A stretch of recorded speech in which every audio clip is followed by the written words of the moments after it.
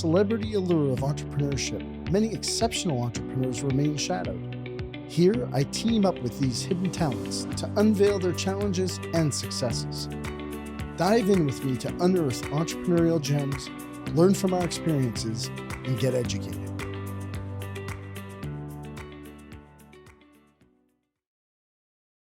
So welcome to the podcast, buddy.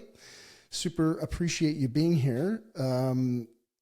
I often refer to you personally as the pro. I've known you for 15 years. Patrick Ceresna, the founder, owner of Big Picture Trading, so founder and owner of Big Picture Trading.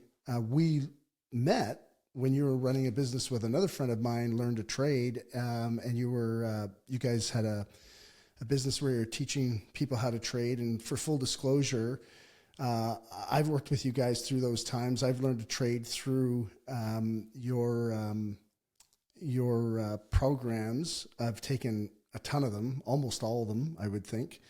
And I'm happy to say, like, they've been amazing, and I've learned so much, and I'm so grateful. I mean, not only to you as a friend, but also, a bit of a mentor in the, financial, a category or industry. You're the chief derivative market strategist for Big Picture Trading, but you also have two podcasts. You're a co-host on Market Huddle and another one called MacroVoices. And so well experienced. And here's the one thing I love about you, and I think what the listeners will pick up is that you're not just a trader, you're a business owner, you're a business operator. You have a business that you've developed, and you've gone through iteration after iteration, and you've gone through all the work that our listeners have gone through or are currently going through and will continue to go through. So I love, to have a conversation. This was really immediate for me, and I'm grateful for you kind of dropping everything and being on the show, because I personally have some economic concerns. I know the people that I talk with have economic concerns. I just had a dinner on Saturday night, and a whole bunch of stuff popped up in our dinner without me saying I was going to have you on the show. But there's inflation, there's interest rates, there's the impact on the wars on the markets. We've got massive car loan debt, consumer debt. In the past, tons of quantitative easing, which needs to be kind of taken out of the system. We still have supply chain issues. Here in Canada, housing prices are, have gone through the roof, and housing shortages are everywhere. And children can't, buy houses when they're coming out of school. They're living back at their parents' place. Their parents are having to loan money to them. I mean, I hear this stuff all the time. So I just wanted to have you on the show because I think it's timely. The markets, seem to be, and this is from a non-expert, but it seems to me like they're at this precipice of we could fall, or it could move in a bunch of different ways, but we may not see that continued skyrocket growth that we've kind of experienced over the last few years. And so anyways, there goes my throw up of regurgitation of why I wanted to have you on the show. But I just, wanted to just take it down to the basics and really get your insight of not only where you think we're going, but where the big influences are going to be against business owners, and not just business owners, but there's people that are listening to the podcast that are housewives that are, that work in corporate careers, and they're feeling the pain. Our employees, like, we're in industries that are predominantly minimum wage or just over minimum wage. I'm actually, for the last few years have worried me greatly with the way inflation has taken place. And so thank you so much for being on the show, bud. I'm really looking forward to this conversation. Well, thank you for having me, Dwayne, and thank you for the kind words towards our programs. But I have to say that over the 15 years, you actually played a very important role to the way that I looked at the business. And you've spent hours over the years giving some great insights and observations and things to consider, and you've been a very valuable help and a mentor to me as well. So thank you very much, Dwayne, and I'm happy to be on the show with you, bud. Well, thank you for those words, but you've done more for me, I think, than I've done for you. Yeah. So let's no worries. Let's get into it. I mean, I'm curious, where would you like to start with? After I kind of just put out that spiel, what are your thoughts? Okay, well, let's start high level, because look, we can get into granular things about where the markets are and what are investment opportunities and where are the risks and all these different elements. But I think the part that the pain that we see in today's world, where inflation is eating away purchasing power and people are finding it incredibly hard to make ends meet, is worth the conversation to start off with. And we went through decades of disinflationary pressure. And it was a period where we lived in an incredibly robust time where running businesses and investing was so easy.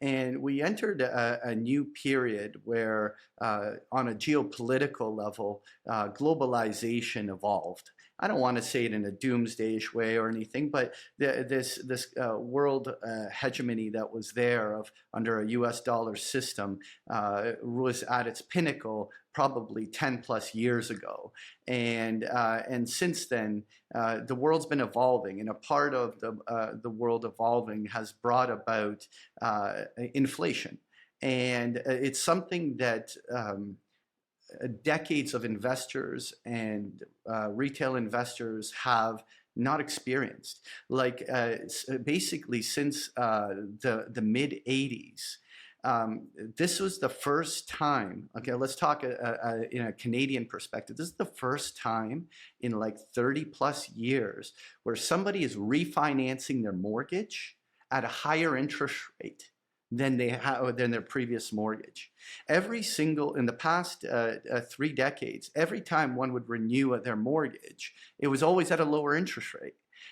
This made capital and refinancing, extracting money out of your homes, a very simple and quite systematic process. And it created an era of easy money and real estate speculation and all these different things that defined the last 3-4 decades that we've been in. And we're now in a period where the central banks had to hit the brakes. And they had to, because they can provide liquidity so long as money is stable. And stable money, by the definition of what central banks tell us, is that 2 to 3% inflation. Right there, that's their goal. That's the target that they spew out. Stable, jobs markets, good unemployment numbers, and stable inflation. That's the goal. And so long as that's there, they can allow credit and money to be amply made and available. And that is what lubricates business, lubricates investment, lubricates real estate. Every element of capital markets is driven by this money and availability of money. And one of the things that a lot of the listeners may not understand is they actually believe central banks are the ones that create that money supply or create that credit. But they don't. They only make a portion of it. In fact, a very large amount, I think that I remember a statistic, something close to 80% of money supply and credit is actually created at money center banks. So the private corporations, like for instance in Canada, would be the royal banks of the world. And in order for these private money center banks to lend, they are capital constrained, so they need creditworthy borrowers and that can actually afford to make the payments on this debt and credit. And that was always something for the last many decades that was very easy. Everyone could finance at very low interest rates, to the point that at the peak here several years ago, people could literally borrow for a few percent at a retail level. And that has now gone away because with inflation, the central banks must protect the purchasing power of money. And therefore, they need stable money. And stable money means that they had to hit the brakes on the credit creation machine. They had to hit the brakes on the amount of money being supplied in there. Now, we could argue the direct correlation, for instance, of money supply to inflation. My co-hosts on Market Huddle will always shit on me. Kevin will always shit on me when I make the correlation of money supply to inflation directly. He thinks it's much more dynamic. But there was an element where in the United States, and it's just the one statistic I had handy, but it's similar in Canada. Once COVID hit and they hammered the brakes on the economy and halted everything, what ended up happening is they had to restart the engine, right? The economic engine had to get restarted because it was a government-induced 30% contraction in the economy that happened during the COVID shutdown, and they needed to fire it up. And we saw basically through cheap and easy credit that has often been guaranteed by governments through SERP loans and other types of loans that were given out, PPP loans and other things that were lent out during COVID. These were credit that was not a risk to a bank. There was a government-backed credit creation at the private money center banks. They basically went in there, and the money supply in the United States went from $15 trillion to $22 trillion in less than 2 years. Okay, so I have a question. Sorry, and I don't want us to get too run away because I'll get confused, and so. I just want to recap. So, you spoke about this 30-year period where rates were basically falling over the past 30 years. And I can remember the first mortgage I had, I think was 9+%, 10%. And so obviously, it's fallen to the point where a few years ago we were at basically 0% interest free money. And so are you really, earlier you were talking about that, is that just really where people start to use their house as they're either using the real estate market to just falsely kind of bump up equity and they're playing the market as it rises, which is great until it doesn't rise any longer and it falls off a cliff. But they're also using their house as a bank telling machine, just taking out mortgage after mortgage to buy their cars, their toys, their boats, the snowmobiles, whatever else that they're into, or do vacations. Is that what you're kind of leading to, like from the average person out there on the street? Absolutely. Okay. Like you basically have a scenario, and there was a very strong culture, especially in Canada and Australia, where there's a strong belief that real estate never goes down in price. And if you just hold it long enough, it will always appreciate. And when you're in an environment where you can listen, someone can drink that Kool-Aid and believe it. But the problem is that when you're leveraging real estate because your belief is it never goes down, the problem is that when that mortgage rate rises considerably and your carry cost becomes greater than your ability to deal with it, you now have a big problem because you have this vision that real estate never goes down. I just got to hold it long enough and I'll be fine.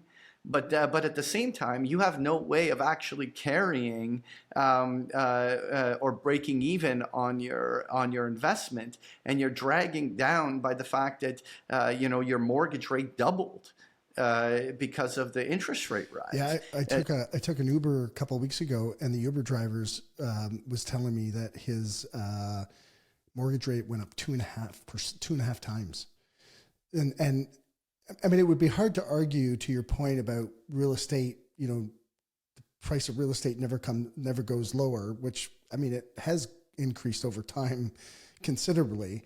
and whether or not, so you're not arguing whether real estate's going to go up or go down. What you're arguing is the cost of the real estate and whether people can afford the impact of interest rates. Yeah, can you afford to get through the rough time and higher interest rates could be here a lot longer. So there was one other thing that you said earlier that I just wanted to double check, because I didn't realize at all that 80% of the money supply is created by banks based on the ability for people, the borrower's ability to pay back that money. So the more of those people that have equity in their homes or et cetera, they go to the bank, they get a loan, and that's where the money supply is being created. I thought a lot of the money supply, and this was actually, oddly enough, was one of the conversations we got into on Saturday night at the dinner table with some friends of ours, which was, what's the difference between quantitative easing, which I think you kind of were talking about, which is an example of what you had mentioned when COVID happened and the government supplied, government-backed loans, that's QE. And then money supply created by, creditors or borrowers. Sorry, probably a better word for it, by borrowers. What's the difference? And then that was the conversation we were having on Saturday night, was how does that money, my understanding is at some point in time when, the economy starts to shrink, that is the cause of the government pulling that money out of the system. Am I wrong on that, or? The central bank is created at the highest level to think of it like, let's use a Canadian analogy as Canadians. If each of the banks were a sports team, like a hockey team, then the central banks are like the commissioner and the head of the league. They sit there and they come at the top and they make sure that all the teams are following set rules about how the game is played, and they bail out a certain team if it's going bankrupt because they don't want to disrupt the way that the whole league was created. The central bank is like the head, and they make sure that the banking and financial system runs as smooth as possible. And we could go into history. I'll just give a very quick thing, but like ultimately back in 1907, when there was a devastating financial crisis of greater magnitude, even arguably, than what happened in 2008. There was no central bank in the United States, and J.P. Morgan himself had to actually orchestrate and coordinate with bankers to bail out the entire financial system.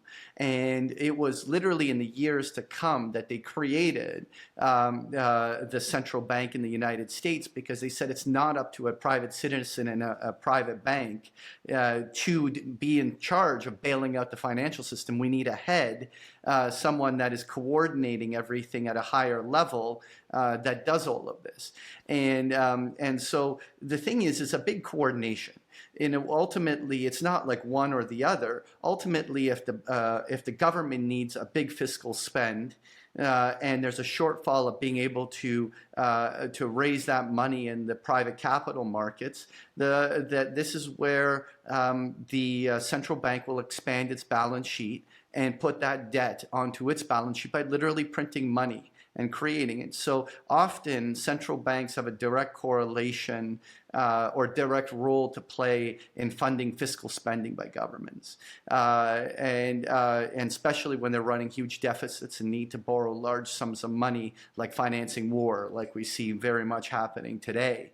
And so they play that very important role, but the vast majority of money is still created by money center banks, and especially at a consumer level, because an average consumer does not have the ability to go to the central bank to borrow money, or go to the government directly to borrow money. And so those money center banks are an important intermediary in accessing that capital. And so when you have quantitative tightening or quantitative easing, like we're buying assets, what happens is when these private money center banks get their balance sheets constrained, like the extreme example is 2008, right? When they needed a TARP bailout and all these other issues issues that happen. But when these banks get constrained, they have to alleviate the stress on their balance sheet. And central banks essentially came in 2008 as an example of when Bernanke started it all. They went and bought these assets off of these banks, put it on their own balance sheet, and exchange gave them the cash for having bought it. And this immediately deleveraged the bank's balance sheets and allowed them to restart being healthy banks and start creating credit and get the whole economy going again.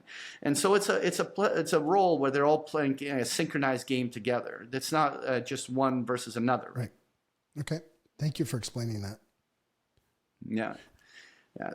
So I think though the key to kind of highlight is that we're in a period where money supply, because of COVID. Okay, let me give an analogy. Okay, imagine the economy is the water level inside a bathtub. Okay. Right? And perpetually credit is destroyed and leaks out when the bathtub has got its plug pulled. And so water is always leaking out. And so new money supply, new credit, and everything is always being created, which allows the water level of the bathtub to stay roughly the same level. The water's coming in about the same level it's leaking out, and central banks with interest rate policy and everything are trying to keep the water level roughly the same. And basically COVID punched a massive hole in the bottom of the bathtub, and the water started draining. And what you want, just to visualize it, the central banks came in and dumped ridiculous sums of water in with buckets in the top to try to bring that water level up. And suddenly the water went way too high. And now they're saying, now we got to let it leak back down. So then we got to shut off the water and let the water level come back to a reasonable level.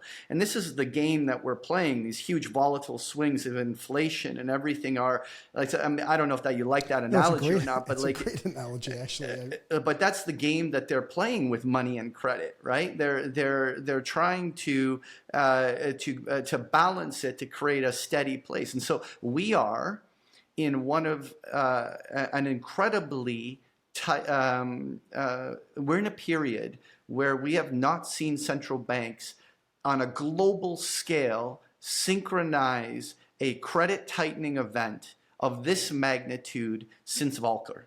You have to go back to the 70s and early 80s to have a period where central banks had to hit the brakes on everything as hard as they did in this, as they are in this cycle. I mean, we basically had them, it's a historic rate hike cycle. We have not seen something like this in 20, 30, 40 years. Right. And you know, everyone's like, oh, we're going to get a soft landing, or we're going to get no landing, and everything's going to be fine. But we have, I don't think we've ever seen a period where we've gone from basically zero interest rates to 5-6% interest rates in such a short window of time. And the impact of that is still unknown. So curious when you talk about the rise of interest rates, and I mean, I was a little young yet at this time, but I remember my parents talking about 18, 20, 22% interest rates. So are we in that comparable time frame? I mean, obviously we're not at 18%. I know that, but from coming from zero to, what are we, 5? I mean, I don't know what the mortgage rate is right now, but 5 or 6%, I guess.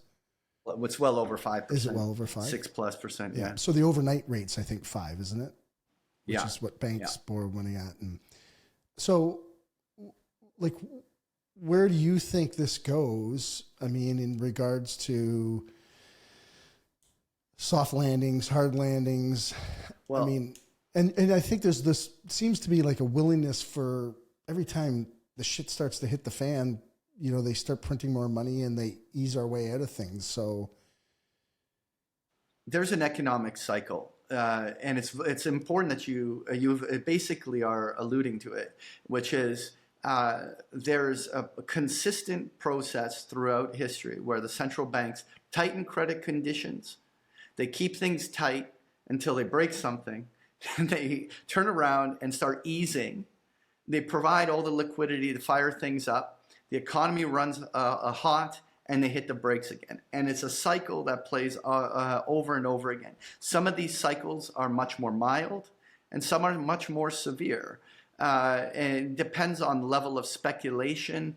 The amount of credit and debt that's borrowed is important to correlate to as well the quality of the debt. Like, for instance, the biggest problem with the financial crisis in 2007, 2008 was not necessarily the amount of credit in the system. It was the amount of bad credit that was created by lending ninja loans and other types of horrible subprime debt to people that had no business having these loans. And suddenly when Greenspan and Bernanke started raising interest rates and all of the ARMS interest loans reset, suddenly no one can actually afford to carry these loans that they couldn't afford in the first place. And when it reset, it created a massive flood of real estate. And it's interesting because real estate in the US has to be viewed differently than it is in Canada, Australia, and other places, because uniquely the United States has 30-year fixed mortgages. So the actual consumer with a mortgage is not going to have the impact that Canadians are feeling. Canadians have variable rate mortgages and 2, 3, 4-year terms that when these things come up, they have to be refinanced at the prevailing interest rates. And so in this case, in the United States, the average homeowner is nowhere near as leveraged as the Canadian homeowner. They have less impact by these interest rates on their lifestyles that Canadians have.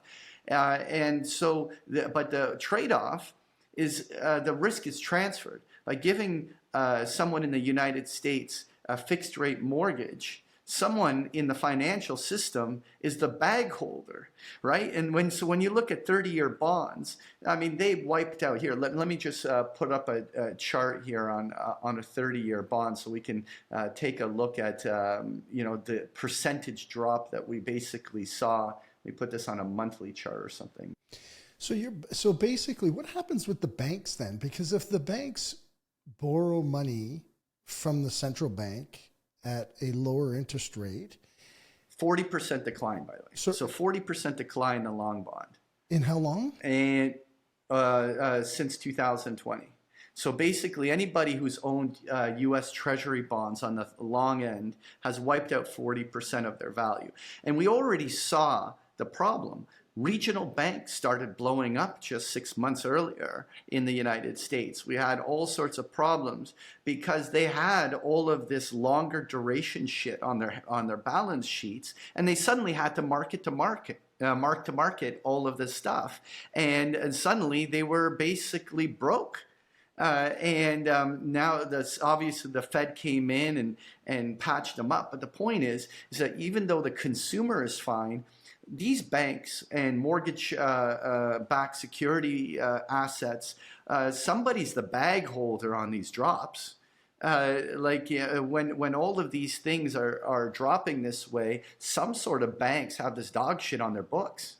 And we still don't know who's the one eating it all. Can you simplify what this whole concept is? Like, what's the simplest way to understand this? Because I will say in the bond market, I understand equities but bonds, I'm not an expert at any stretch. So what you want to basically think is that interest rates are discounting into the value of everything. Forget just bonds.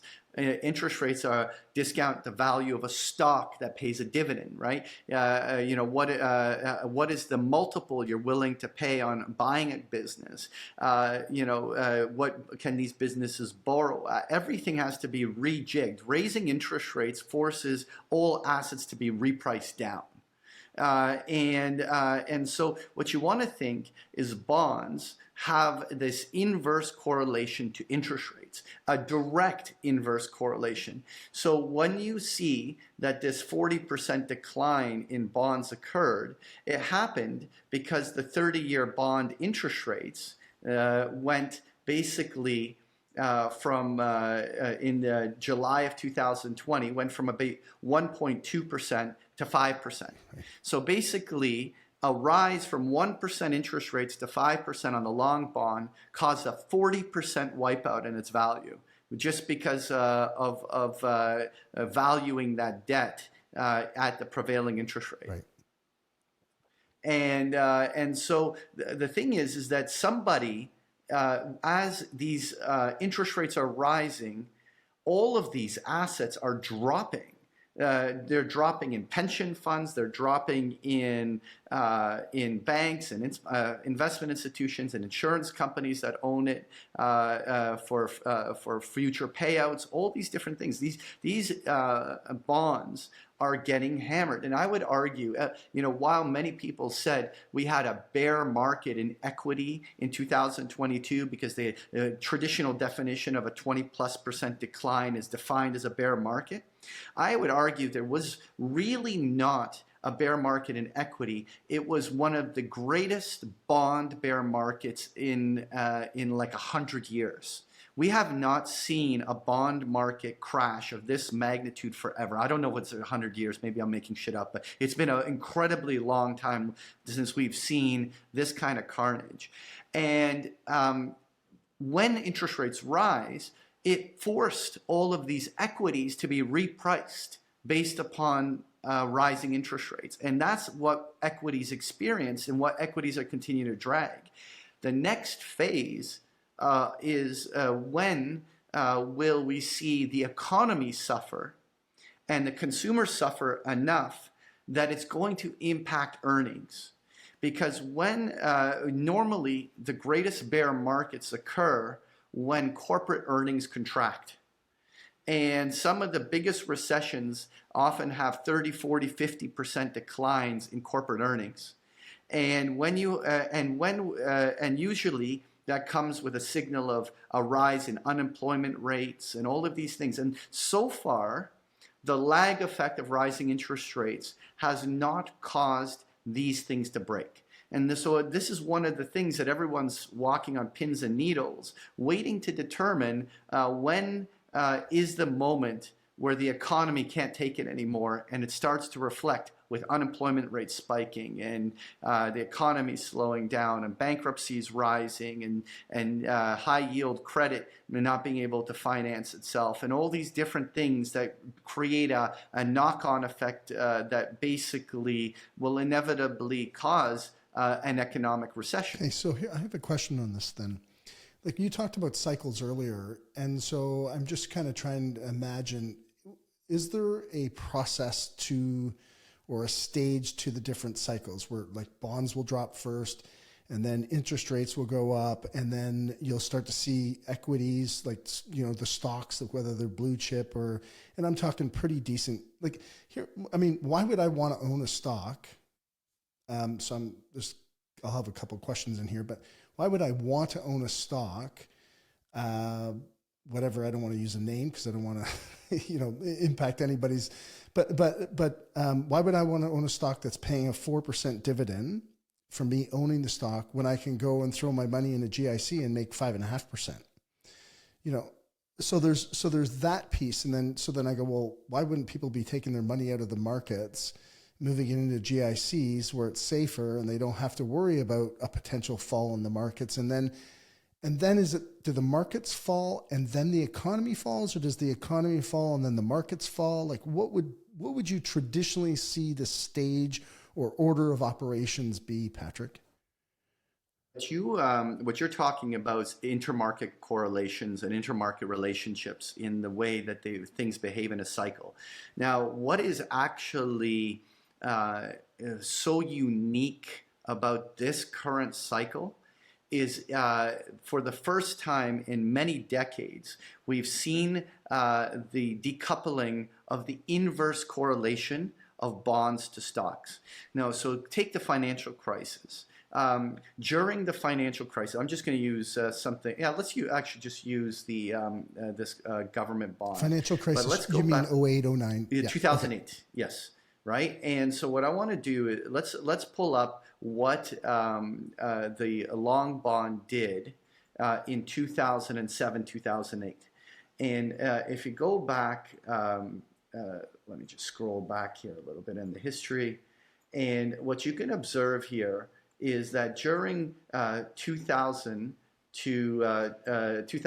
to 2009, the long bond rallied 33% at a time when the stock market was wiping out 50%. Right, and what happened was that back then, investors had the benefit if that you had a 60-40 portfolio, 40% in bonds and 60% in equity, that while you were down 50% on your equity, you were up, 20-30% on that bond component, and your blended rate means that you were down like 25%, right? And you experienced a lot smoother experience. And this is the typical intermarket correlation that one would anticipate. And we are now in a period where this has decoupled. We now have one of the greatest bond bear markets in many, many decades. And it's dragging all equity prices down. There's literally nowhere to hide.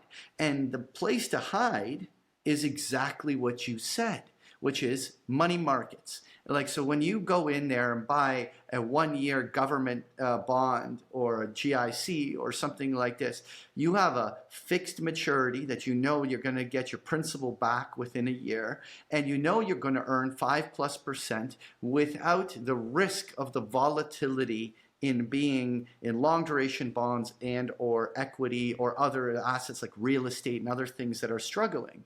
And this actually drains money from these assets.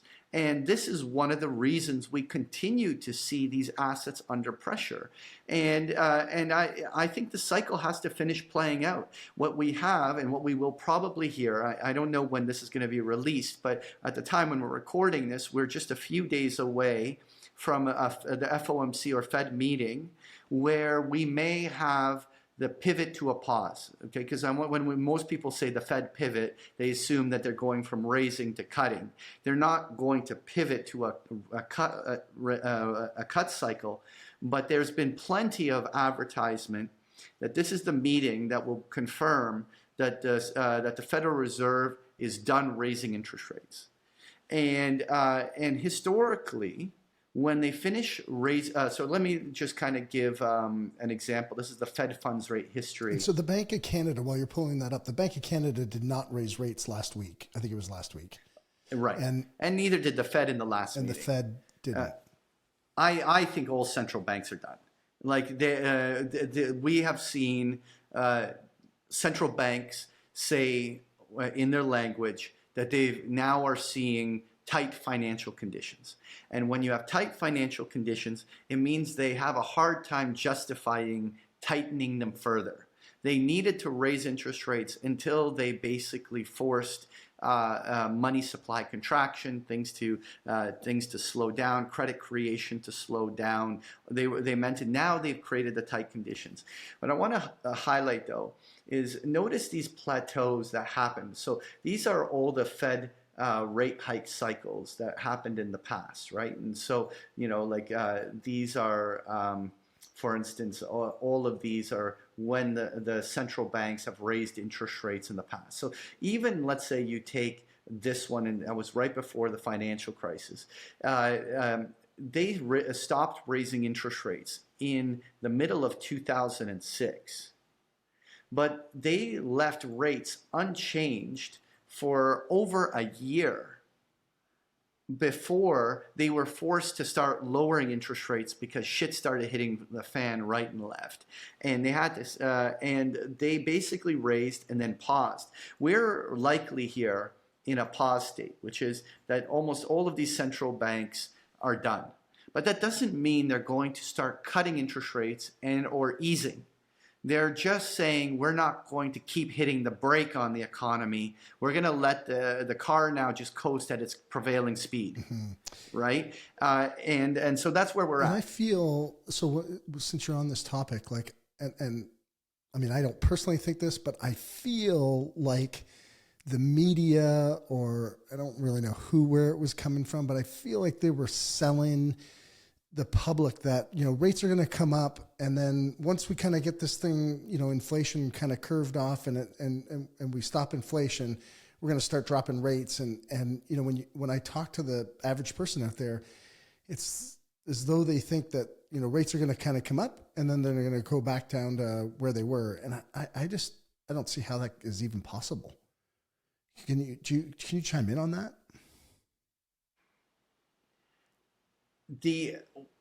I don't want to overly speculate where they're going to go, but what I do know is that inevitably these kind of tight credit conditions force the Fed to start putting out fires.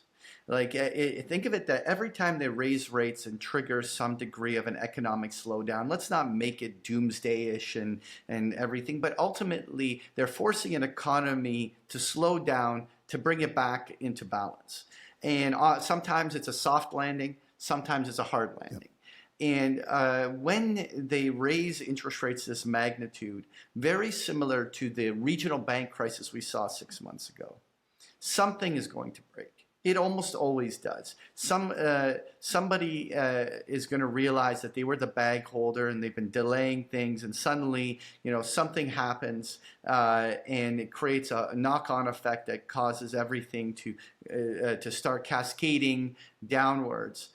And the Fed is going to come in and start putting out fires. And they're going to start putting out fires by the only true mechanism they have, which is starting up credit again. They'll put shit on their balance sheet again, and they'll start easing to allow credit to become cheaper again.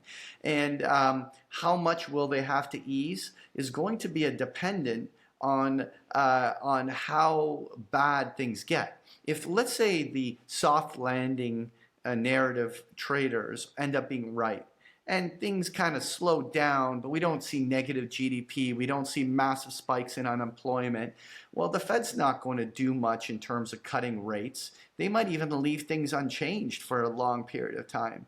I think the next easing cycle is going to come on the necessity to restart the economy because something went wrong.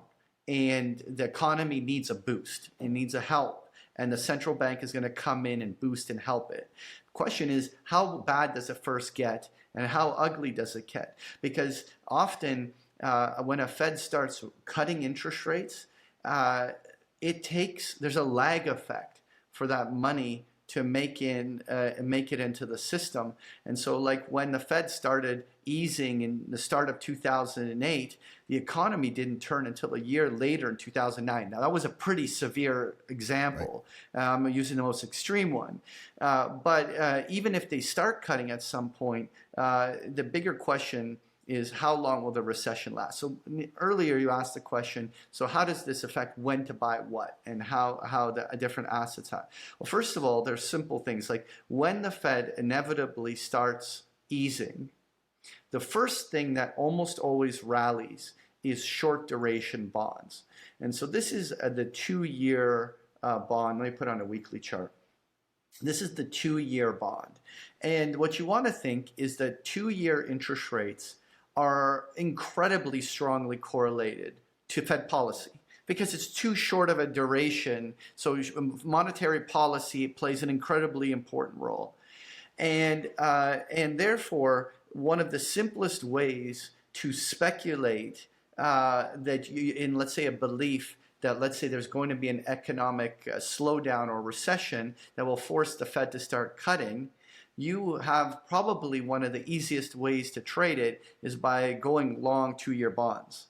That would be the ones that would almost directly give you the compensation for the Fed easing.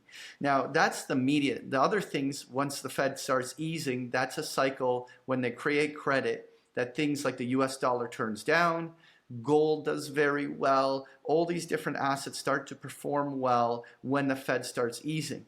Inevitably, will come the economic green shoots that create the next major buying opportunity. And those green shoots tend to come about the halfway to 3/4 through a recession.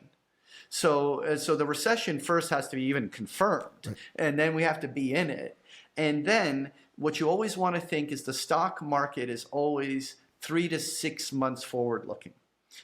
These analysts are paid millions of dollars for their macro perspective of being able to see where the inevitable economy is going. And they're acting not where the economy is, but where the economy is going to be. And this is what the most prevailing risk is to equity investors right here, because we're not in a recession. But when will that moment be where maybe a recession does happen and suddenly the stock market gives a shit? And suddenly has to correct the fact that there's going to be a 20-30% contraction in earnings.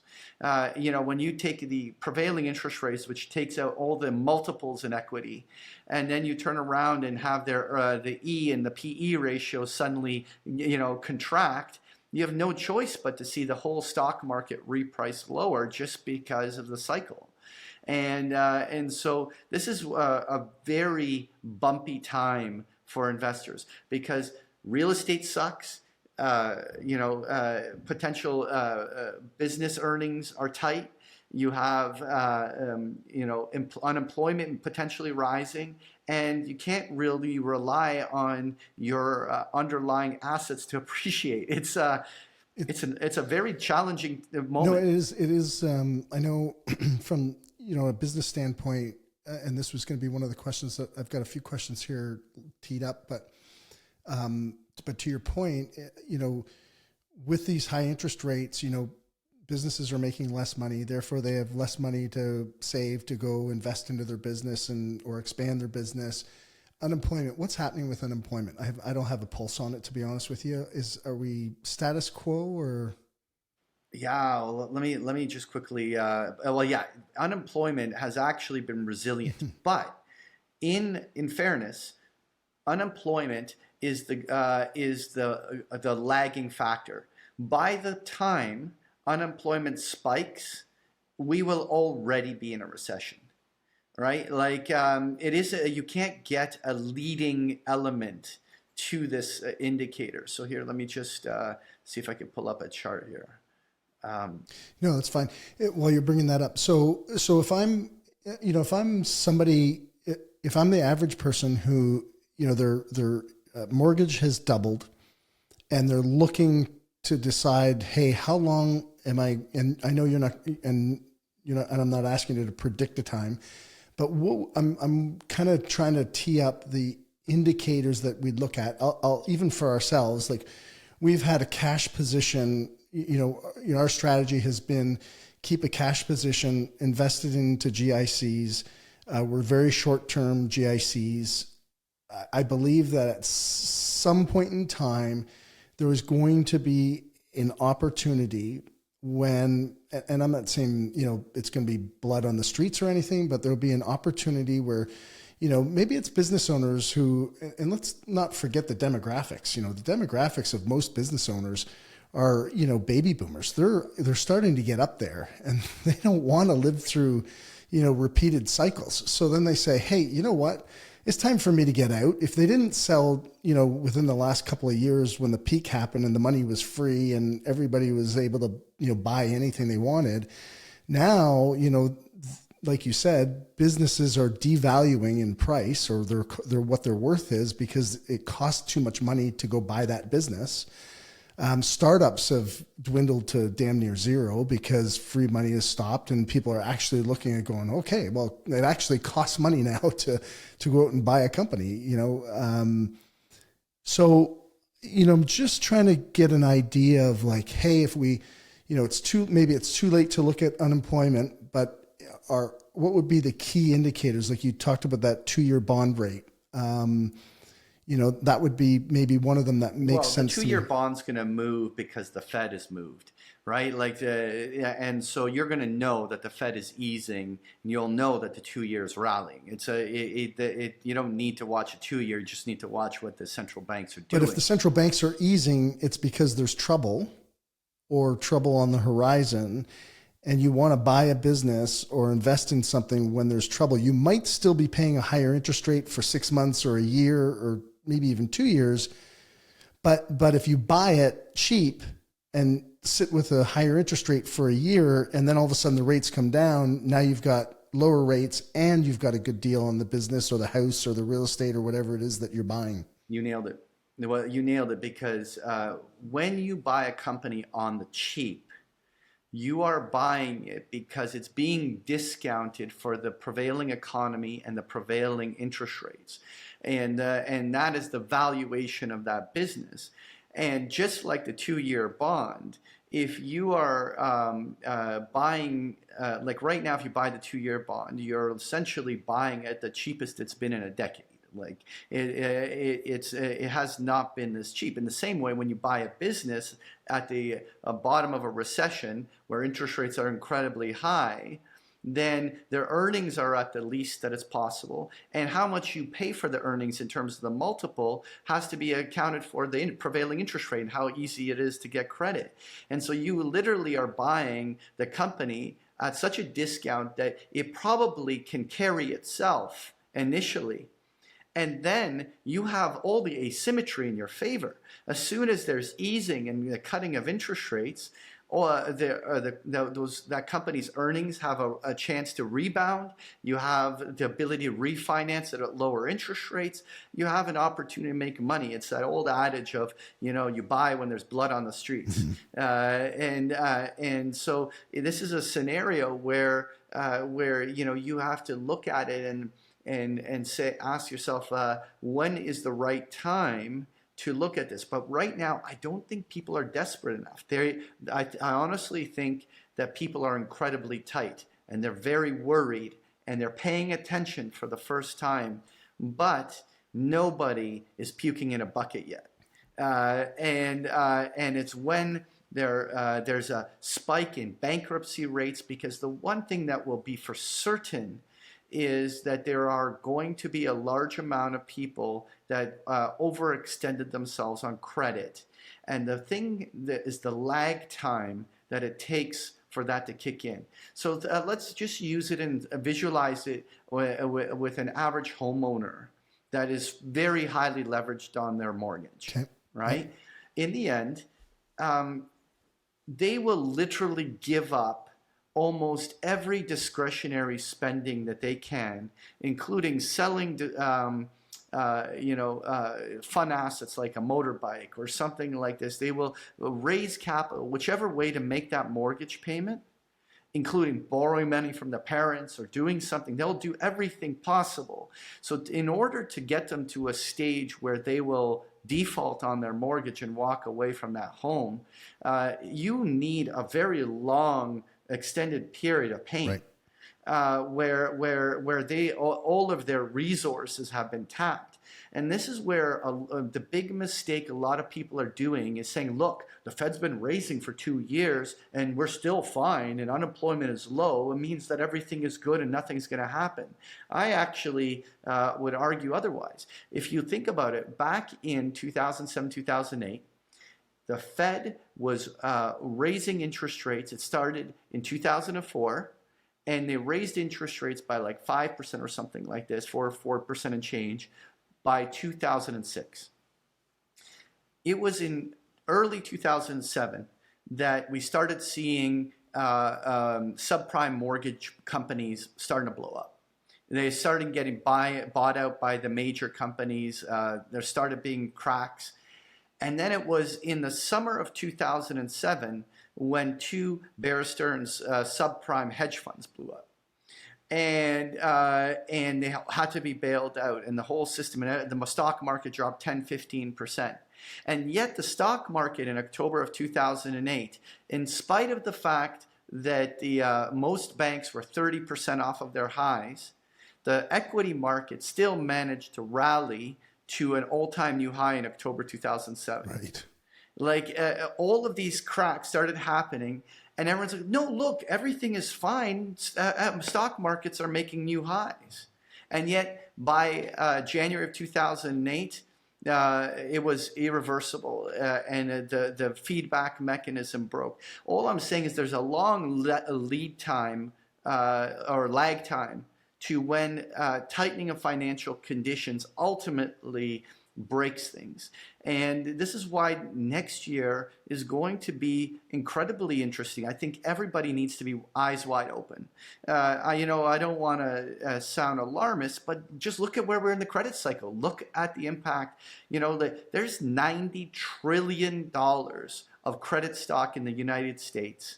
And interest rates runs from 0 to 5%, right? How's that? A bunch of this debt has to be refinanced at higher Where rate. is that debt? So, I mean, I've heard there's That's the credit stock of all debt. So 33 trillion of it is obviously federal, U.S. Federal debt. Yep.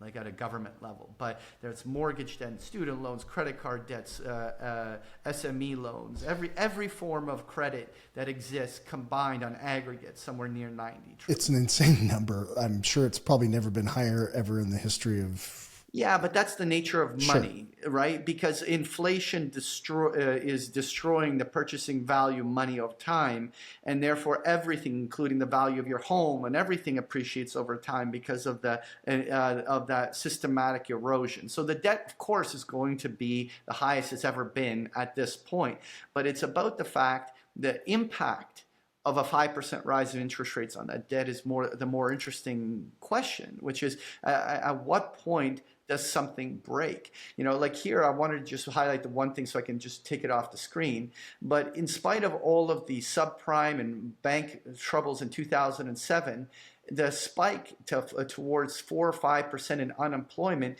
didn't happen till January, February, March of 2008, where we got to 5%.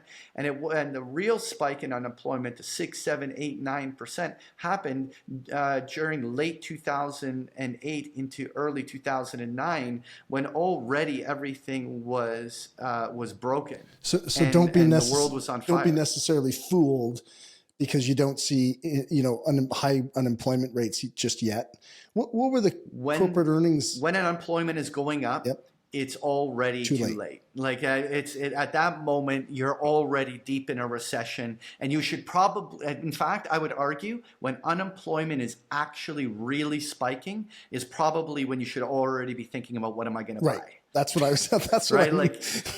Selfishly, that's what I'm thinking. But I also think, I think it helps people understand, I think the whole point to this conversation that I think it's lost sometimes is that we're in this a spot in the cycle, and it's going to continue. This cycle is going to continue until something impacts it where it turns the other way.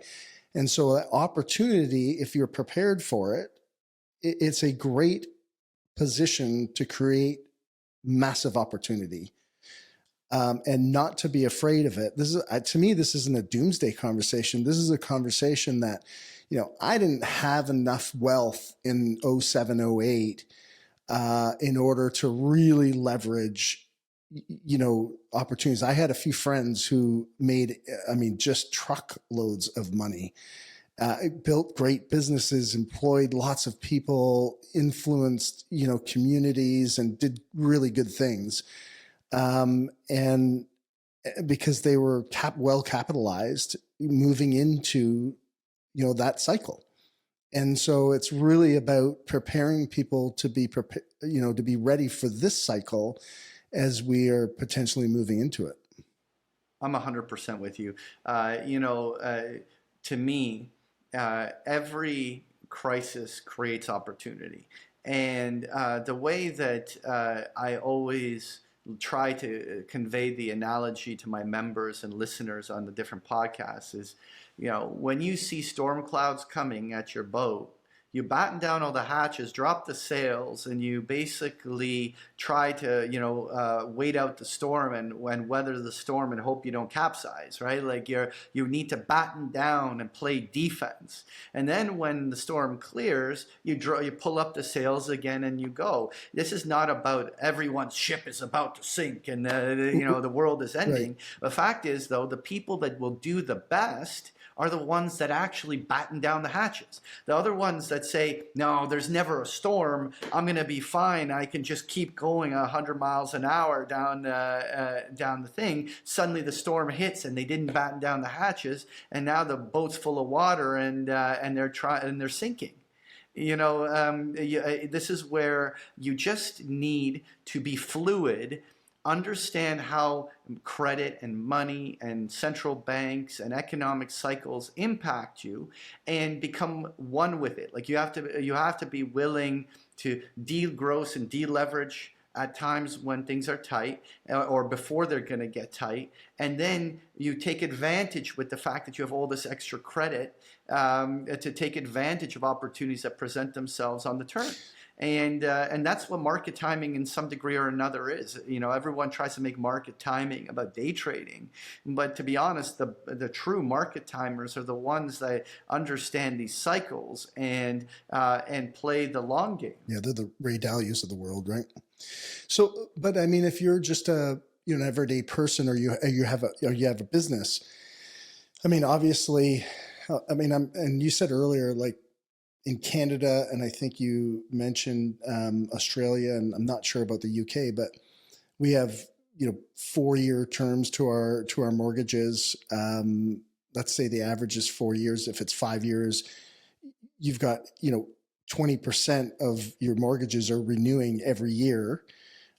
So the people who are thinking, because you'd mentioned this, and I just want to, I'm not ever throwing out advice. It's just, hey, go do your own research and have these as considerations when you're doing your research. But if over the course of the next year or 2 years, 20 to 40% of mortgages are going to renew, people are looking, 20 to 40% of the people out there are looking at their mortgages doubling or potentially tripling, depending on what their mortgage rate was and what they're going to be renewing at. There could be lots of trouble for these people. And I know a lot of people I've talked to a lot of people, it's like, well, I can't afford to get rid of my house right now because I'm locked in for 2 years at a cheap mortgage. And if I sold my house, then I'm moving into a new place with a higher mortgage. Can I speak to that? Please. Let me speak to that, because that actual problem with being locked into a cheap mortgage, that constraint, that actually is a bigger problem in the U.S. than it is actually here. Because if you locked in a 2% mortgage rate on a 30-year fixed, you've got 2% on this property for its life. The thing is that if you sell it, you have to get a new mortgage based on the prevailing rate. And so now, even though a lot of Americans are not suffering from the renewal of higher mortgage rates the way Canadians are, their mobility has just got decimated. Like, you can't sell your house to go and move to another state without there being a huge tax to you in what you're doing. But this is thematically something that Kevin Muir and myself talk about a lot on the Market Huddle, and because we're both Canadians, and so we're much more familiar with the way the Canadian economy is sensitive to these things. And one of the arguments that Kevin makes, which is the one that I completely agree with, is that Europe and Canada and even Australia and New Zealand, these countries are all going to fall into an economic recession before the U.S. will. And it's largely because while Bank of Canada literally, we kind of say, oh, we have an independent central bank. Complete nonsense. Canadian monetary policy just mirrors U.S. monetary policy. Like literally, there is barely any independence. There's some nuance and some slight deviation, but almost every rate hike and rate cut cycle is literally just piggybacking off of U.S. policy. And so when the global central banks all raised interest rates, the Fed wasn't thinking, oh shit, this is going to screw over Canadians. That's the last thing that's on their mind. But yet the Bank of Canada did not hesitate at all to do this rate hike cycle. And I actually think it's going to get very political because the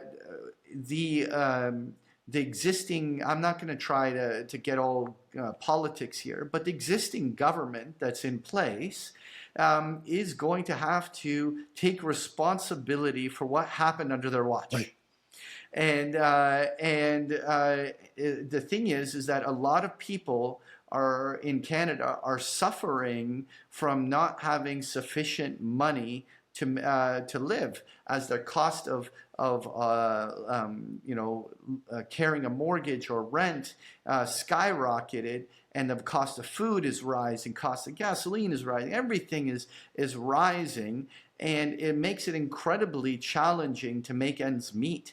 And inevitably, there's going to be a period where those Canadians that overextended themselves and don't have someone that they can lean on. Luckily, a lot of millennials and Xers can lean on their boomer parents that might have some, extra resources to help them make short-term ends meet. But for those that don't have, a plan B or some other place to lean on, they'll have no choice but to downgrade their lifestyle.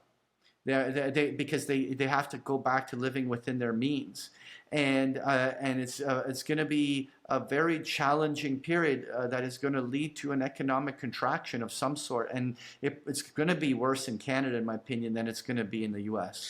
And so what do you think the factors are going to be for Canada? Like the minute you say to me, people are going to have to really look at their lifestyle and pare back.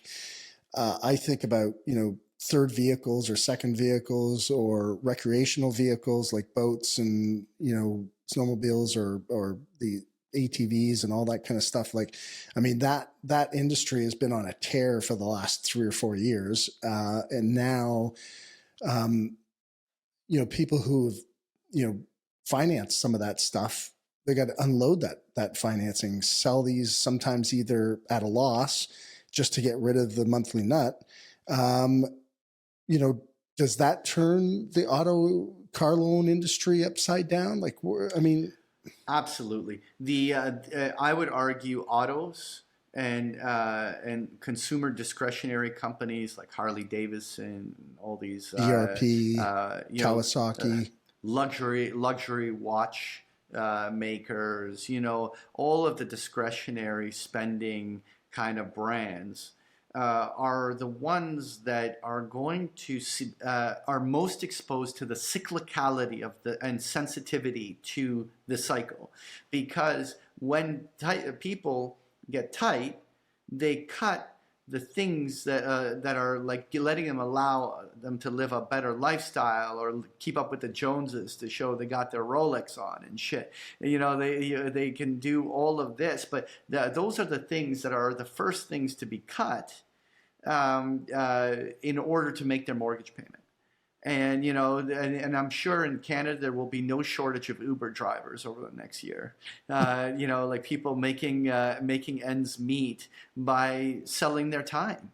I don't know how I'm going to make my next. I'm going to $300 short on making my ends meet. I'm going to have to put in 10 hours of Uber. You're going to see people that are going to try whatever they can to survive. And that's, but you know what? I do believe on the other side of it will come once again a period where things will be good again. I don't mean to Peter Schiff here, where basically the world is ending, U.S. dollar is going to collapse, everything is going to hell in a handbasket. Like, no, I don't want to go there. I mean, anything can happen, but I think that expecting the cycle to just be a cycle is, I think, the safest assumption with the greatest probability.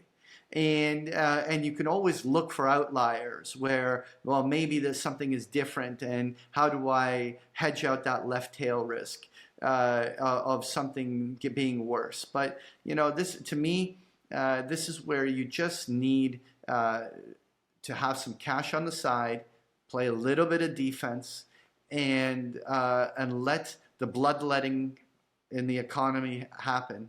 And once it's done, comes opportunity, and you just have to wait it out. Where we are in the cycle, we're past midway. Would you say? Like, are we in the 8th inning, 7th inning? Well, we are literally just when we're recording this a few days from arguably the Fed pivoting. So we know the tightening phase of the cycle has probably already fully played out.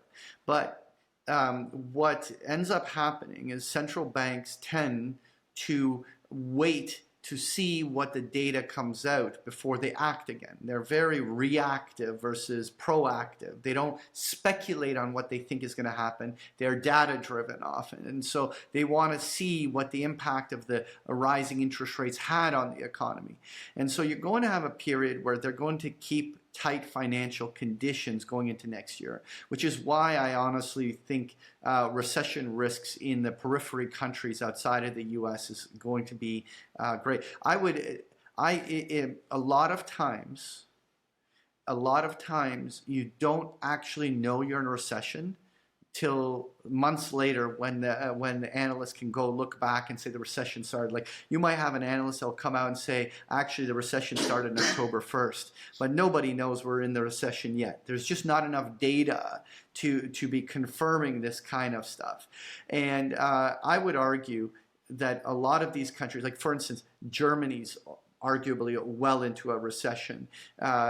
England is going through heavy contraction. Canada's going through heavy contraction. Australia is going through heavy contraction.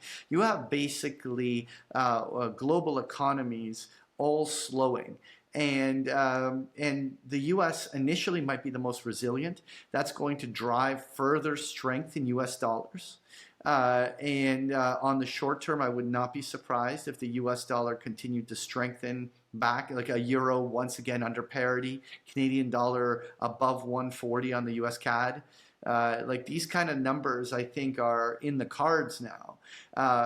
And at some point, it's going to be an amazing opportunity, and that's why you listen to my macro outlooks. It's like we basically, I just want to be eyes wide open and assess it as fairly as possible to just understand where we are and what are the opportunities that are available out there. So as we move through this cycle, 8th inning, where would you say we are roughly? Well, it depends. If you're again the tightening cycle, we're probably 8th, 9th inning, but there's a long gap before an easing cycle begins because they're going to wait for data. And more importantly, just because an easing cycle did begin doesn't mean the buying opportunity is there. For instance, the buying cycle, like, okay, let's just go back to interest rates and the Fed in the financial crisis. Notice here that the Fed went from 5.25% cutting to December of 2008, almost zero. And the stock market didn't happen until March 2009. Right. So in other words, the major buying opportunity actually happened after the entire easing cycle played out. And so certain things, though, like when money supply expands and credit is contracting, early performing assets would be like gold. There's different assets that will actually perform better earlier, but it all depends. Obviously, I don't have a crystal ball to know how severe something gets or whether this is a very tame and easy cycle. I find it very difficult to imagine this being a tame and easy cycle because geopolitics are so polarized, and the world is essentially moving toward escalation of war, and war happens to be very inflationary. And therefore, if inflation is sticky, then the Fed can't just go, we're going to cut back to zero. Or Right? could they increase interest rates even more if we get this stickiness? It's possible. Considering the tightness of current financial, it could be a hiccup thing. It could be a scenario where, for instance, you have interest rates drop as they're easing, and then we go through another inflationary cycle that basically forces interest rates in 2026, 2027 to go through a major increase again. I think that what happens is we're going into a contraction cycle in 2024. And what people like my co-host Kevin on the Huddle argue, or even Eric, who I co-host MacroVoices with, often they suggest that we are in a secular inflation cycle, which is that inflation will be sticky the whole decade. And we'll kind of go through periods where inflation comes back down, but then it'll fire back up again. That kind of stuff, I think, will be the story of the decade. There'll be money to be made. This cycle will play out very different than past cycles, and so you have to think through the natural byproduct of these things and own those assets that are most likely to perform well in those kind of periods. And so which of those assets, I was sitting on this question actually here for a bit, but which are the assets at kind of this stage in the cycle and leading into the next cycle would be the ones where you might want to focus some attention on learning and studying and watching kind of what it's doing? That'd be the one question. And then, well, I'll follow up with another question after the answer on that one.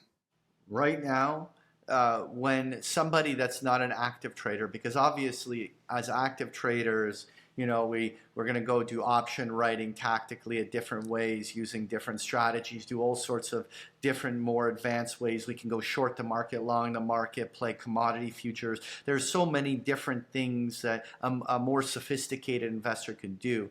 But when I'm speaking to someone who doesn't make trading like that a part of their lifestyle, or they don't have the knowledge base to do that, the best asset is the money market. Like right now, I don't see the problem in someone locking in a 5% rate for the next 6 months to 12 months and going and playing some golf and just enjoy life and invest into growing as a person, look to develop new innovative ideas that would be entrepreneurial stuff that you can do later on.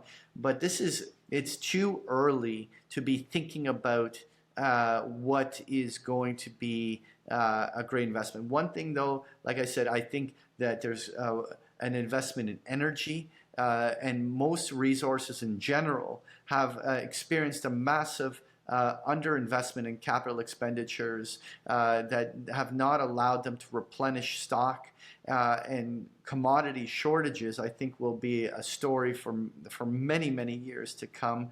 The evolution of uranium as an investment. I continue to think that people are going to realize that the amount of energy that one can safely and cleanly make in the new versions of these nuclear plants is far better than throwing a bunch of spinny flywheels out into on the hilltops, and for more consistent power to allow an electric car revolution and other things to transpire. There isn't enough copper investment being made to supply that will need that kind of a transition. Most people think that energy will decline as it's replaced, but what's interesting is that odds are that while electric cars will be replacing let's say gas combustion engines, the general demand of oil is likely not to drop much. And therefore, if you're not discovering new projects and putting new investment in place, there will become oil shortages that will happen. It's counterintuitive. Even coal shortages, like everyone calls coal a dirty, dirty word, a dirty resource. Right. But metallurgic coal is incredibly important and still very necessary. And people don't want to invest in this because of the ESG movements and things like that. So I think there's great opportunity there. And I feel that as the central banks are forced to start bailing the system out again and providing liquidity, owning short duration bonds like 2-year treasuries and things like this, even with leverage, and owning precious metals and other things like that are all going to be early winners. And obviously buying the dip ultimately at the end of some sort of a bear market in equity is always something that everyone wants to do. And like when stock markets are 30, 40, 50% off their highs, of course everyone wants to fantasize about going on a shopping spree and buying it. But I would just simply say to all of the listeners that you don't want to rush into that. There will be an amazing equity buying opportunity, but it's likely not here yet. Even a year away, even in 9 months to a year away. If you were somebody who was potentially could be dislodged through in their job during this time, or if you were a student coming out of school and you wanted to buy a business or start a business, are there industries that you might suggest based on your knowledge of what could happen in industries that? Yeah, I wish I had something smart to say. Like obviously,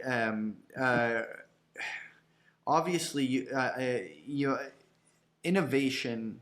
Like for instance, I wish I better understood how dramatic of an impact artificial intelligence will have on the world, and the amount of old jobs that are going to be allowed to be made far more obsolete or simply far more efficient with the use of AI means that human resources will be deployed to new industry and new ideas because those old jobs are not going to be there. And I don't mean to say that there's going to be starting 30% unemployment because AI replaced everyone.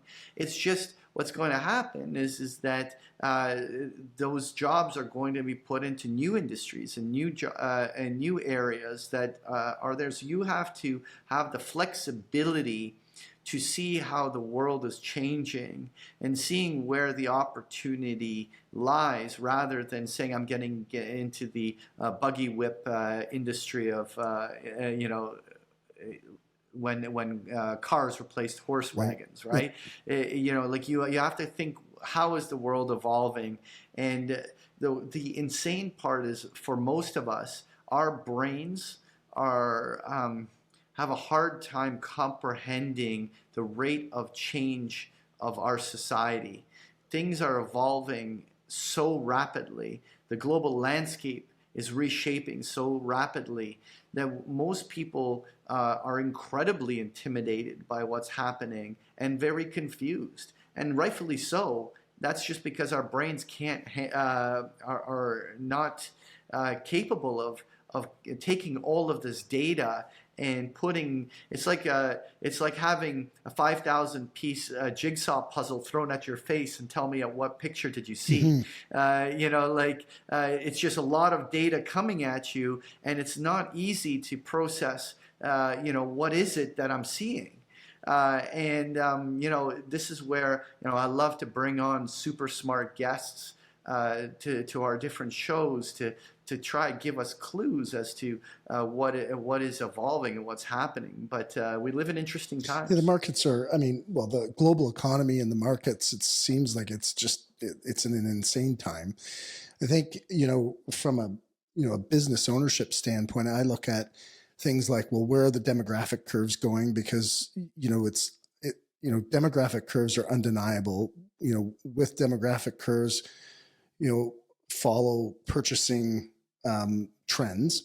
And so, people who are looking at, either being dislodged from their position or job, and or students who are looking to buy a business or start a business. I think also, to your point about technology, is technology does open the door in a very significant way for people to start their own business and leverage efficiencies that were not there, I mean, 5 years ago. And where those efficiencies will be in the next 5 years, I couldn't answer that question. But with what I've seen, like ChatGPT, just as an example, and how we use it in our businesses, it's I mean, that is going to change things in a significant way when people really start to understand how they can leverage it. And you'll have, disruptors, coming into businesses. Marketing is one that I think of right away, off the top of my head, which, you can really start to do a lot with, jumping on technology and the things that are happening in that realm. So, Well, definitely for young people. Um, let's be realistic. Old farts like us have a hard time adapting to the rate of technology, where young people are far more adaptive because they've only known this technology. It's the only thing that they have known, and they can adapt. And so, young people starting businesses that help the older generations that have all the experience of running businesses and the capital and the resources learn to utilize this AI. That's where a lot of young people may find an important role in as entrepreneurs. Like, you think about it, like helping an older generation understand how to harness the amazing power that some of this stuff unlocks is maybe an industry in yeah. itself. Yeah, 100%. I'm just curious. One of the things that's been sitting on my mind a little bit here while we've been talking is the world geopolitical kind of scenario with Russia, China, and Brazil getting together potentially with their currencies, and I think India's in there Yeah, too. yeah, the How BRICS does countries. that really start to impact, our landscape for sure as Canadians, but with the U.S. and the deleveraging of the U.S. dollar? Is that a thing? You see, there's so many talking heads that I find that a confusing message, and I'm just wondering if you could kind of touch on it. peak Peak globalization was when the hegemony of the world was anchored off of a U.S. dollar-based system, where the vast majority of all global trade and resources and exchange of goods was using the U.S. dollar as the actual currency of trade. And countries that ran surpluses would hold U.S. treasuries on their central bank balance sheets, and that was an era where I would argue was, and I say was because in many ways I feel that that was the peak of the U.S. empire. Empires have come and gone over many centuries and millennia, and I think that that was the moment where the U.S. was at its peak control over the situation. And since then, we've seen some degree or another of deglobalization, friendshoring, and all these different elements happening. And one of the biggest obstacles, for the BRICS countries, Brazil, Russia, India, China, and South Africa, which is ones that originated, but there's many more countries that have come aboard. Now, I mean, they represent 3 billion citizens, right? Like you're talking about half of the world population in that one cohort. And they basically have the opinion that there's too much control that the United States has in having the privilege of being the world reserve currency. They basically, and you can see just the dramatic impact that they can have through things like sanctions, to control other countries and bring them in line. And, I mean, the U.S. is learning very quickly, with this conflict, that when Russia understood the consequences of their actions and the subsequent sanctions that would come, how quick the Russian economy was able to decouple itself from its need to use U.S. dollars for its trade. And we're going to a world where now we're going a multipolar world where more and more countries are simply going to settle their future transactions with their own domestic currencies or some other type of an asset that will inevitably be formed. It's not a doomsday scenario for the dollar. I know so many people out there, the moment this happens, the US dollar is going to collapse, right? I don't necessarily think so, but I do think that we will see a period where global trade will go from 85% in US dollars, down to 80%, down to 75%, down to 70% and 65%, where you're going to see more and more countries diversify their global trade outside of the US dollar. And it's going to, and I would argue in many ways, is why there is military expansion and wars starting, because the U.S. has more or less been able to control the world through its financial means, the ability to sanction countries that misbehave and do all these things. But now that countries are decoupling from the financial system, unfortunately, the only secondary way to control the world is through force and military spending and all of these things. And unfortunately, I think that is now a new inherent feature of our decades to come, with more and more war as being a part of it. And it's kind of shitty. I do not wish this. I don't like it. But unfortunately, all you see is new escalation on almost every single front. And it will be really interesting to see, but it is a very challenging period for the world right now. It's an interesting comment, right? So there's not the accountability around the world because they don't have to rely on US dollars. They can settle their trade in other currencies, whether it's Bitcoin or the renminbi or well, Bitcoin's not being used at a country level. That's where a lot of citizens are using it to circumvent capital controls and move money around and launder shit. Or CIA doing stuff. But like you're not at a country level. They're still predominantly driven by fiat currency. But one of the things that will grow is going to be central bank digital currencies. And maybe that becomes an inherent new feature in the years to come. But one way or another, there's enough countries out there that are tired of the U.S. being in charge of the system, right, and they want less and less to do with it. And this is something that on a macro scale, we have to learn to understand what it means and what impacts it's going to have. And what impacts it'll have on your investment or how you can move around or where you can do business. All sorts of different things are going to change. It's this volatility that we see I mean, we haven't seen it in, I mean, most of the kids nowadays, they've never seen this. I mean, they've never seen expensive money. They've never seen volatility there is in the world. And this has a psychological effect on, how they make decisions, how they act, and how they treat one another. I mean, it is going to be interesting times. I loved what you said earlier, which was you used the phrase, the probability of risk. And I think it kind of sums up this conversation that we've had is like, first of all, I want to thank you for being here, but specifically for the listeners,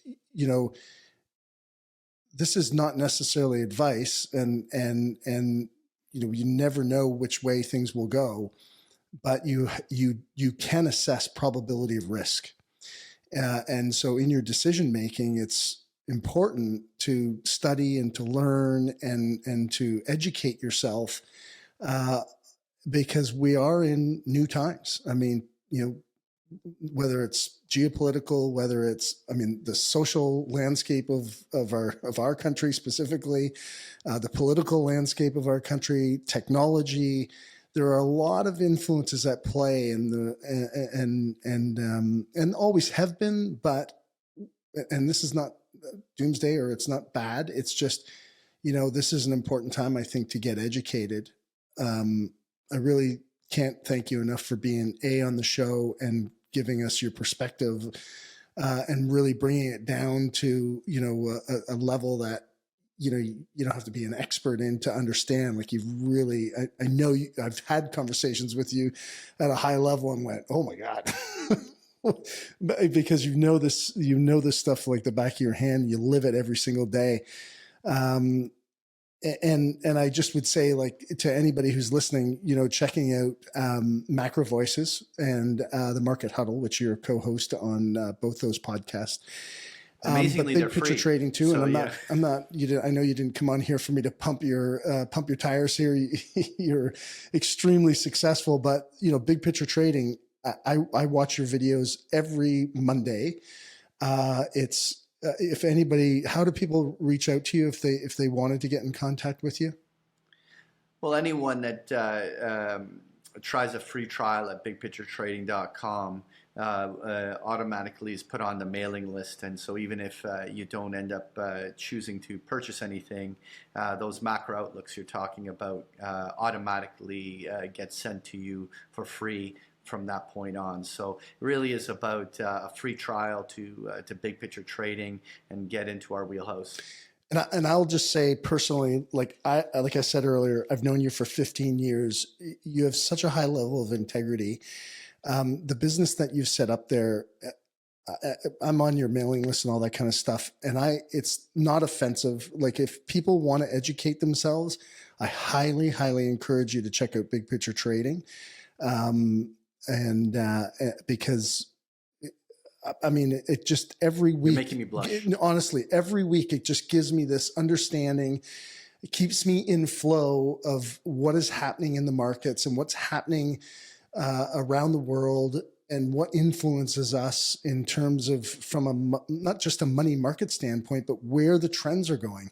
And these are important things to learn and important things to know. So if you're a human being walking this planet, listen, this is just the way life is, but the markets and money influence kind of what we do, and they can create stress and chaos in your life, but they can also create harmony and understanding. And so if you're going to go educate yourself somewhere, I think what you're doing is really awesome. Well, thank you very much for the kind words. The one thing I will say, and it's really important for people to just reflect on. A lot of people say, "Oh, I don't know if I have time to learn this, or I don't want to learn it." But the one thing that people don't realize is that we all are being forced to play the game. If you don't understand how central bank works and how credit works, then when your mortgage doubled, you're confused why it happened. But the thing is that anyone who understands how the financial system works knew the risk associated with that. You know, those people that went and over leveraged a huge real estate business and owned 300 properties of homes that they're trying to Airbnb out and all stuff, and suddenly the cost of their credit skyrockets and they're being forced to liquidate all their assets. You know, like, you need to understand how the financial system works, because you need to know when are the risks and when are, like, the analogy I'll give you to leave it and then we'll close is that think of being a participant is in a F1 car on a racetrack. And what happens is that when you have easing cycles and great economies, it's like being on the open stretch. Where you can put the pedal to the metal and go with 300 plus clicks on the open straightaway, but then there's a hairpin turn coming up, and you have to know when to start braking and when to set up for the turn, because that's where all the crashes happen. That's right. You know, you have to consider yourself a race car driver. You can't just say it's all going to be straight away and there's never going to be turns, and then crash the vehicle on the first turn. You have to understand how the race is played and how the car works and how the speed works and how and where this is, and then you have to be able to read the road and adjust accordingly. And that's sort of the way I look at the markets. Well, I'm gonna throw up on one on that, because as you were saying that, it reminded me, being educated in your money is one of the best things that you can do, because you are either in control of your money or somebody else is in control of your money. And when you hand that money to an investor, and I'm not saying, hey, follow Patrick and become a trader, and because some people just don't have the psychology to be a trader, you're not like, it's not like you're trying to turn everybody into a trader.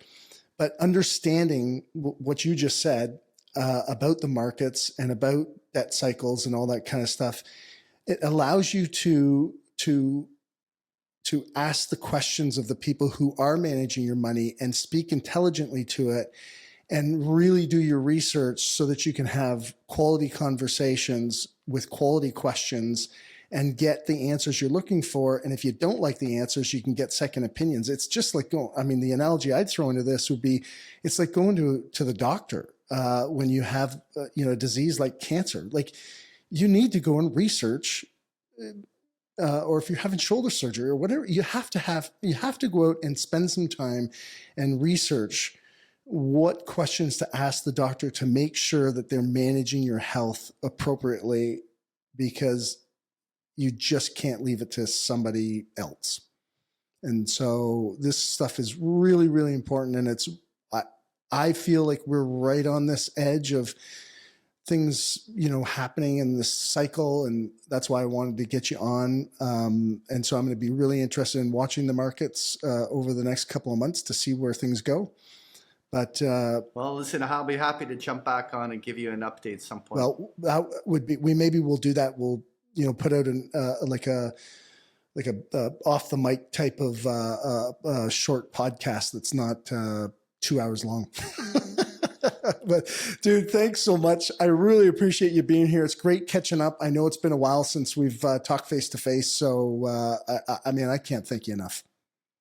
Thank you very much. Yeah, it's awesome, buddy. Have a great Thanks. Cheers.